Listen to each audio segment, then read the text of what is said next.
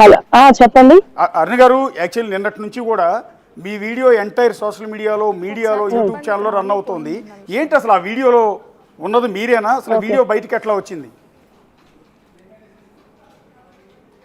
Video ఎలా బయటకు వచ్చిందో నాకెలా తెలుస్తుందండి. వీడియోలో ఉన్నది నేను దానిలో ఏమి మహాన్యూస్ వాళ్ళు పెద్దగా చూపించారు. దానిలో తప్పే ఉంది. చేతికి క్రీమ్ రాయించుకోవడం అనేది తప్పే ఉంది. ఇంకోటి ఏంటంటే ఆ ప్లేస్ లో నేను ఉండడానికి పోలీసుల పహారానో ఇంకొకటో అనేది పెద్ద భూతద్దంలో పెట్టి చూస్తున్నారు.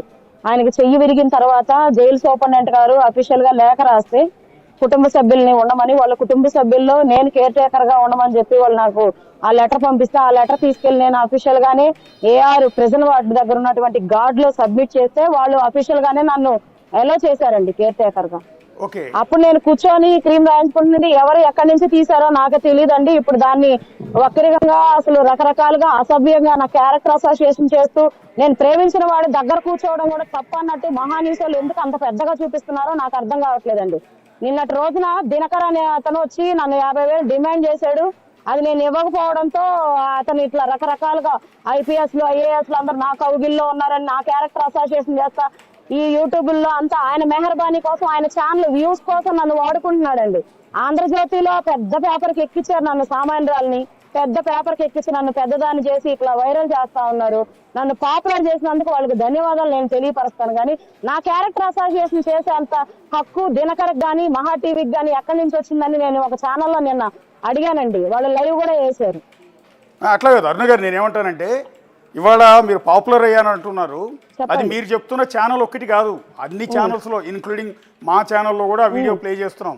నేనేమంటానంటే ఎందుకు అంటే ఆ శ్రీకాంత్కి మీకు సంబంధం ఏంటి? ఆ శ్రీకాంత్ అనే వ్యక్తి పెరోల్ ని నిబంధనలు వైలేట్ చేసి ముందు కనుకండి మీకు వార్తలు మీ ఛానల్స్ అన్ని కూడా ప్లే చేసే ముందుగా ఒక్కసారి ఏ ఛానల్ అయినా సరే నన్ను వివరణ అడిగారా?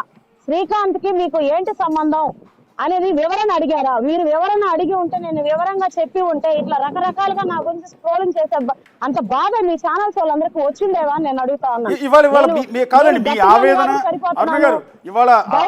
ఉన్నటువంటి మహిళలు అయితే ఉరేసుకొని చనిపోరా అనేది కూడా నేను ప్రశ్నిస్తా ఉన్నానండి ఛానల్స్ వాళ్ళని కూడా. ఇవాళ మీ ఆవేదన మీ మనోవేదన, మీరు పడుతున్న ఇబ్బంది, మీ వైపు నుంచి అసలు ఏది నిజం ఏది వాస్తవం చెప్పించే ఉద్దేశంతో మీతో ఇంత మాట్లాడిస్తున్నామండి. గవర్నమెంట్ కి టైం లేదా, లేకపోతే ఇంకొక పని లేదనా? లేనిపోని పిటిషన్లు, లేనిపోని ఎంక్వైరీలు అన్ని ఈ పేపర్ల వల్ల ఈ టీవీల వల్ల జరుగుతూ ఉన్నాయి. ఈ వచ్చే స్క్రోలింగ్స్ మీద గంటేరు డిపార్ట్మెంట్ మొత్తం పడి ఒక్కొక్క వార్త ఫేక్ వార్త వస్తుంటే ఆ వార్త మీద పట్టుకొని ఎంక్వైరీలని జైలు చుట్టూ తిరగడం, మా చుట్టూ తిరగడం, మా యొక్క వ్యక్తిగత విషయాలన్నీ అడగడం, మా యొక్క ఫైనాన్షియల్ విషయాలు ఏముందండి? కానీ నేను తెల్ల రేషన్ కార్డు నాకుంది, వెరిఫై చేసుకోండి. ఏం నాకు కోట్ల ఆస్తుందని చెప్పి మహాన్యూస్ పెద్దగా స్క్రోలింగ్ చేస్తున్నా. ఆవిడైతే నాకు అసలు ఆవిడని చూస్తేనే అసహ్యం వేస్తుంది. అసలు యాంకర్ అయితే అయింది కానీ నా కోసమే యాంకరింగ్ నేర్చుకున్నట్టుందా? ఒక మహిళ గురించి ఇంకొక సాటి మహిళ యాంకరింగ్ చేసేటప్పుడు కనీసం ఆ హైప్ అన్న తగ్గిద్దామని లేదు. దగ్గర కూర్చొని నేను ప్రేమించి నేను పెళ్లి చేసుకోవాలనే వ్యక్తిని దగ్గర కూర్చొని నేను చేతి క్రీమ్ రాయించుకుంటే ఆవిడకి వచ్చిన నష్టం ఏందో? నేనేమన్నా వాళ్ళ బంధువులతో ఉన్నానా లేకపోతే వాళ్ళకి సంబంధించిన వాళ్ళతో ఉన్నానా? ఆమె ఇంత నుంచి ఆ ఏళ్ళ నుంచి కాళ్ళ నుంచి ఏళ్ళకి నా మీద రకరకాలుగా చెప్పి యాంకరింగ్ చేసి ఆమె హైప్ అవ్వాలని చూస్తా ఉంది. ఫస్ట్ అట్లా కదా అరుణ గారు, ఇప్పుడు దినకర్ మీద నెల్లూరు ఎస్పీ గారిని కలిశానండి. నెల్లూరు ఎస్పీ గారిని కలిసి అతని మీద రిటర్న్ గా కంప్లైంట్ ఇచ్చాను నేను. నాకు సమాధానం మహా టీవీ వాళ్ళు దినకర్ చెప్పాలి. నా ఐపీఎస్ కానీ ఐఏఎస్ లు కానీ నా కౌగిట్లో ఎక్కడున్నారు? నీ దగ్గర ఒకటన్నా ఉందా? ఒక ఫోటో ఉందా? ఒక వీడియో ఉందా? ఈ జిల్లాకు వచ్చిన కన్సల్టెంట్ ఎస్పీ గారికి అందరు పోయి కలిసినట్టే నేను పోయి కలిసి ఆ ఫోటోలు స్క్రోలింగ్ చేసి నా కౌగిట్లో ఉన్నారని చెప్పడానికి నువ్వెవరవయ్యా అసలు? నేను బిగ్ టీవీ తరపున నేను నా ఆవేదన వ్యక్తం చేస్తున్నా. ఇది మీరు స్క్రోల్ చేయండి. ఏ టీవీ వాళ్ళు నాకు వేయట్లేదు. ఇది అన్ని దాన్ని కట్ చేస్తున్నా. అసలు మీరు అన్నట్టు ఒకటండి, మీరు అన్నట్టు ఎంటైర్ పోలీస్ డిపార్ట్మెంట్ మొత్తం నా చేతిలో ఉంటే ఈ రోజు నాకు ములాఖాత్ ఇవ్వలేదండి.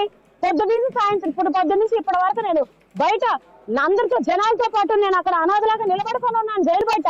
ఇంతవరకు శ్రీకాంత్ హెల్త్ ఎలా ఉందని కానీ శ్రీకాంత్ ఎలా ఉన్నాలని కానీ జైలు నాకు చూపించట్లేదు, నాకు ములాఖాత్ ఇవ్వట్లేదు. ఇదిగో ఆధార్ కార్డు పట్టుకొని నిలబడుకున్నాను. అంత సీన్ ఉంటే నేను ఎందుకు తెచ్చుకుంటానండి? నేను చెప్పేది వినండి. అంటే జీవిత ఖైదు పడిన ఒక బహుశా మర్డర్ కేసులో అనుకుంటా ఆయనకి జీవిత ఖైదు పడింది. ఒక జీవిత ఖైదుతో మీకేంటి సంబంధం అని బేసిక్ గా ఆయన ఎందుకు పెళ్లి చేసుకోవాలనుకున్నారు మీరు? నా భర్త చనిపోయాడండి. చనిపోయిన భర్త వాయిస్ ఆయన వాయిస్ ఒకేలా మ్యాచ్ అవడంతో నేను నేనే మ్యారేజ్ ప్రపోజల్ పెట్టానండి. వాళ్ళ ఇంట్లో గానీ మా ఇంట్లో గానీ కూడా ఒప్పుకో ఉన్నారు. పెళ్లి డేట్ కూడా ఫిక్స్ చేసుకొని పెరోల్ మీద వచ్చిన తర్వాత పెళ్లి చేయాలని వాళ్ళ ఇంట్లో వాళ్ళు మా ఇంట్లో వాళ్ళు నిర్ణయించి కార్డులు కూడా ఇచ్చేసారండి. కార్డులు కూడా అందరు బంధువులకి ఇచ్చుకున్నారు.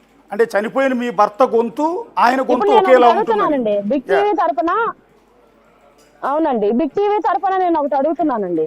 ఇప్పుడు మౌనంగా ఉన్నటువంటి అందరు కూడా అధికారులు అయితే ఏమి, పోలీసులు అయితే ఏమి, మిగతా పొలిటీషియన్స్ అయితే ఏమి, ఒక ఆడపిల్ల మీద ఇన్ని వస్తున్నాయి వార్తలు. అమ్మాయికి నిజంగా ఎంత సీన్ ఉంది లేదనేది వాస్తవాలు అనేవి ఈ పత్రికల వాళ్ళు ప్రచురించడం లేదు. పాప మా అమ్మాయి పరిస్థితి ఏందని ఒకరు కూడా అందుకని కదా ఇప్పుడు మేము చేస్తున్నది అదే. అరుణ గారు వన్ సైడ్ టెలికాస్ట్ చేయకూడదు. నిజంగానే ఒక నిమిషం నేను ఈ ఒక్క లైన్ చెప్పనివ్వండి. నిజంగానే నాకు అంత సీన్ ఉంటాయండి. వైసీపీ గవర్నమెంట్ 2023లో జీవో నంబర్ 58 తెచ్చిందండి. ఆ 58 ని ఇంప్లిమెంటేషన్ చేయకుండా ఆపేసింది. కూటమి ప్రభుత్వం వచ్చాక ఆ జీవో ఇంప్లిమెంటేషన్ అయితే 300 మంది పైగా, అంటే అప్పట్లో దాదాపుగా ఇప్పుడైతే 500 మందికి పైగా ప్రిజనర్స్ అందరూ కూడా వాళ్ళ సత్ప్రవర్తన కలిగినది లిస్ట్ అవుట్ చేసుకొని వాళ్ళ బయటకు వదిలితే కుటుంబాలతో కలిసి మనుషుల్లాగా జీవిస్తారండి. అది తుంగలో తొక్కేసి సుప్రీంకోర్టు గైడ్ లైన్స్ ఇవ్వకపోయినా, సుప్రీంకోర్టు ఎక్కడ రిటర్న్ గా చెప్పకపోయినా, వీళ్ళు కూటమి ప్రభుత్వం వచ్చాక కొంతమంది అధికారులు, నేను గవర్నమెంట్ అనడం లేదండి, కొంతమంది అధికారులు గవర్నమెంట్ కి చెడ్డ పేరు తేవడానికి జీవోఎంఎస్ నంబర్ 71 తీసుకొచ్చారు. దాని మీద పోరాడండి ఎంటైర్ మీడియా మొత్తం. దాని మీద మీరు పోరాటం చేయండి. మా పేరు రద్దు చేయడం కదా, ఆంధ్రజ్యోతికి నేను సవాల్ విసురుతున్నానండి. జీవో నంబర్ 71 సుప్రీంకోర్టు ఎక్కడ రిటర్న్ గా చెప్పింది అని మీరు గవర్నమెంట్ ని క్వశ్చన్ చేస్తూ మీ మెయిన్ పేపర్ లో రాయండి. 45 లక్షలు 50 లక్షలు ఇస్తే గానీ రాయరటండి మెయిన్ పేపర్ లో. నా గురించి ఎందుకు అనవసరంగా టైం వేస్ట్. 500 మంది ప్రిజనర్ జీవితాల్లో మీరు వెలుగులు నింపుల వాళ్ళు అవుతారు. జీవోఎంఎస్ నంబర్ 71 మీకు దమ్ము ఉంటే రద్దు చేయమని అడగండి. నేను ఈరోజు ఛాలెంజ్ చేస్తున్నాను ఏబిఎన్ వాళ్ళకి, ఆంధ్రజ్యోతి వాళ్ళకి. ఈ దేశంలో మీడియా వాళ్ళందరూ కూడా జీవోఎంఎస్ నంబర్ 71 ఎవరు చెప్తే తీసుకొచ్చారు, గవర్నమెంట్ కి ఎందుకు చెడ్డ పేరు తీసుకొచ్చే విధంగా అట్లాంటి జీవో తీసుకొచ్చారు, ప్రిజనర్స్ అందరూ మీకు ఏం అన్యాయం చేశారు అనేది ఆ యొక్క జీవోఎస్ నంబర్ 71 తీసుకొచ్చిన అధికారుల్ని, జైల్ డిపార్ట్మెంట్ ని, ఇంకొక డిపార్ట్మెంట్ ని అడగండి. మీకు దమ్ముంటే జీవోఎస్ నంబర్ 71 రద్దు చేయండి. ఏబిఎన్ లోగాని వాళ్ళ ఆంధ్రజ్యోతి పేపర్ ని ప్రిజనర్స్ కుటుంబాలన్నిటికీ డైలీ నేనే వాళ్ళకి వేయమని చెప్పి నేనే తీసుకెళ్లి ప్రమోషన్ ఇస్తాను. వాళ్ళ పూజ గదుల్లో మీ యొక్క లోగో పెట్టిస్తాను, పూజలు చేస్తారు రోజు. అరుణ్ గారు మీ ఆవేదన నాకు అర్థమవుతుంది. మీరు ఇందాక ఒక మాట అన్నారు, వన్ సైడెడ్గానే టెలికాస్ట్ చేస్తున్నారు, కనీసం నా వాదన కూడా వినట్లేదని. ఇవాళ బిగ్ టీవీ తరఫున మేము చేస్తున్నది అదే.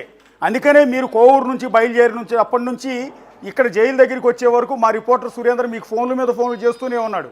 ఎందుకు అంటే మీ వాయిస్ వినిపించాలండి. నిన్న కూడా మీ ఇంటికి రావడానికి మీలాగా అర్థం చేసుకునే వాళ్ళు, మీలాగా చేసే వాళ్ళు ఉంటే ఏ ఛానల్ కైనా నేను సపోర్ట్ చేస్తానండి. నా బాధ, నా ఆవేదనే కాదు, ప్రిజనర్స్ కి జరుగుతున్న అన్యాయాలు కూడా చూస్తాను. నేను గవర్నమెంట్ ఎప్పుడు నిందించలేదండి. ఎందుకంటే నేను అటు వైసీపీ ఇటు టీడీపీ పార్టీని ఇంక్లూడ్ చేయట్లేదండి. నేను నలుగురు కోసం మంచి కోరుకునేదాన్ని. ఏ ఆడపిల్ల కూడా ఒక ప్రిజనర్ ని పెళ్లి చేసుకోవాలనుకోదండి. అప్పుడే నా మనసు ఏంటనేది మీడియా మొత్తం మీరు అర్థం చేసుకోవాలి. తప్పకుండా ప్రిజనర్స్ కి అన్యాయం చేసే జీవో మీద ఏ ఛానల్ అయినా నేను రిక్వెస్ట్ చేస్తున్నానండి, ఏ ఛానల్ అయినా సరే జీవోఎంఎస్ నంబర్ 71 మీద మీరు పోరాటం చేసి రద్దు చేయండి. నేను మీకు రుణపడి ఉంటాను. ఆ జీవోఎంఎస్ నంబర్ 71 వచ్చిన తర్వాత ప్రిజనర్స్ కుటుంబాలన్నీ కూడా ఇదే జైల్లో చంద్రబాబు నాయుడు గారికి ఒక ప్రిజనర్ వీరాభిమానండి. జగన్ గారి గవర్నమెంట్ పోవాలి, చంద్రబాబు నాయుడు గారి గవర్నమెంట్ రావాలని రోజు ఇదే జైల్లో పూజలు చేసినటువంటి ఆ ప్రిజనరు మొన్న జీవోఎంఎస్ నంబర్ 71 రాగానే ఆ చంద్రబాబు నాయుడు గారి ఫోటో జైల్లో దహనం చేసినటువంటి సంఘటన కూడా లోపల జరిగిందండి. ఇంకొక ప్రిజనర్ గొంతుకు వస్తున్నాడండి. ఇంకొక ప్రిజనర్ మనస్తాపానికి గురై పారిపోయారండి. ఇలాంటి అన్యాయాలు ఈ గోడల వెనక ఎన్ని జరుగుతున్నాయో ఇంటెలిజెన్స్ వాళ్ళు నిద్రపోతున్నారో గవర్నమెంట్ తెలియపరచకుండా నేను అడుగుతా ఉన్నానండి. ఈ రోజు శ్రీకాంత్ కి ఇంటర్వ్యూకి ఎవరు వచ్చారు?